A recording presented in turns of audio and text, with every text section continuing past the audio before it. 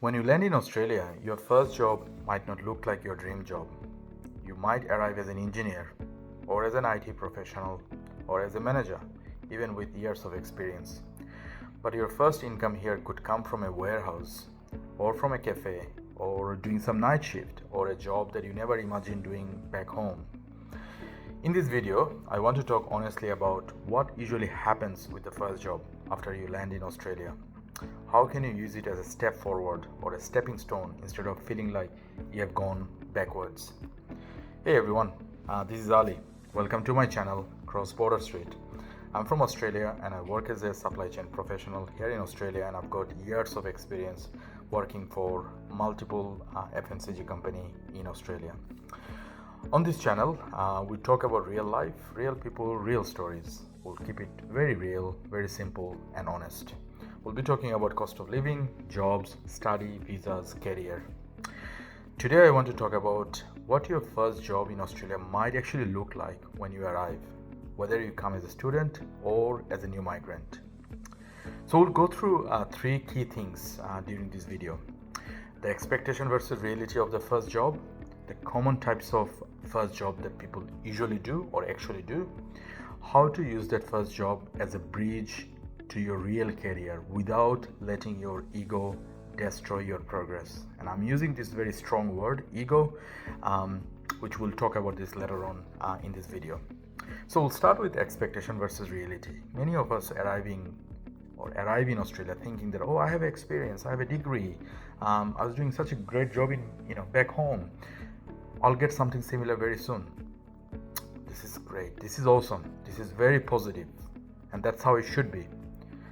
But unfortunate truth is, it doesn't work that way for most of us who arrive in Australia in a skill visa or migrant visa. The reality in Australia is that employers often ask for local experiences, local references, and sometimes they don't fully understand your overseas roles or companies or job that you were doing over there. So even if you were a manager or senior manager back home, your first job here may be something very basic. You might be starting from an entry-level job to get you going. That moment can let you down, can feel like a shock to you, can be upsetting to you. But I want you to know it is normal, my friend. It is normal. It doesn't mean you made a mistake. It just means that you are in the starting phase of your life in overseas.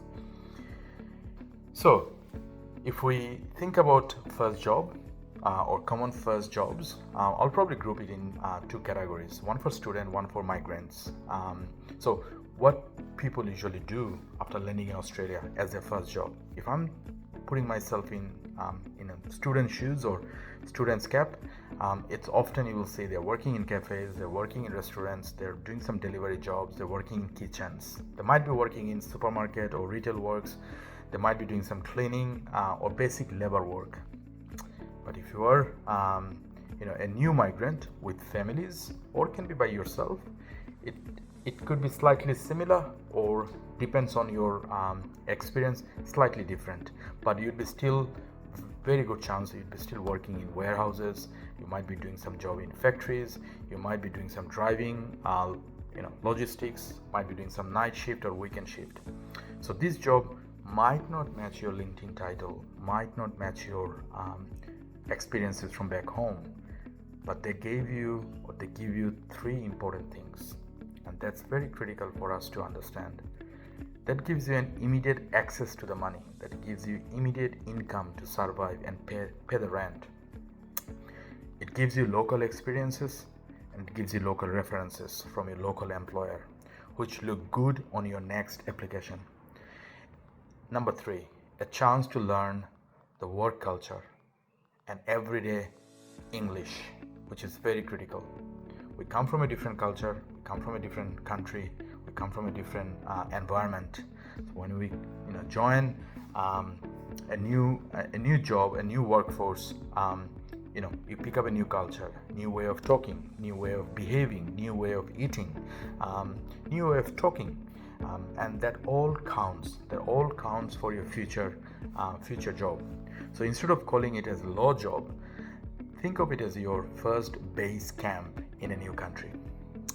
So let's talk about this first job, and let's think this first job as our stepping stone for future. So I normally call it, this first job is a bridge for your ultimate destinations. So while you are in that warehouse or cafe or retail role, you can very quietly work on your future. No one is stopping you to do that. You have access to the money. You are supporting your family by doing that first job, which is very entry-level job and may not be satisfactory to you, but you can still quietly work on your future. You can improve on your communications and confidence. You can update your resume. You can update your LinkedIn profile using the Australian experiences. You can take some short courses or certifications related to your real professions. Apply for better roles in your free time, step by step. So the journey might look like this: survival job for your life, for your living, team leader, that is a progression, coordinator, even further as a progression, you become an analyst, you become a specialist, and you become a manager. Now, it doesn't have to happen, or it doesn't need to happen in 1 year. It could happen within 3 months, it could happen within first 6 months, or it could take up to 5 years. But that's still a big transformation for you. Where you started and where we ended up going. That's a big transformation. So when you see the first job as a temporary and strategic, it feels much easier to wake up and go to work. Now I want to touch on the ego and the mindset that I mentioned earlier in the video. Why I want to talk about ego? Because it is real, it is emotional, and it is very close to us. Everyone has ego and everyone has emotions. So many of us feel very shy to tell people back home what you are doing in Australia or overseas. In the beginning of your life, while you are trying to settle down, you might think, I used to be a manager, now I'm stacking shelves or driving deliveries. I want to remind you, your value as a person is not your first job title in Australia. That's very important. Your value as a person is not your first job title in Australia. You are doing something very brave. You have started your new life in a new culture, in a new country. So you're starting again within a new system, in a new culture, and often with a lot of family pressure on your shoulder.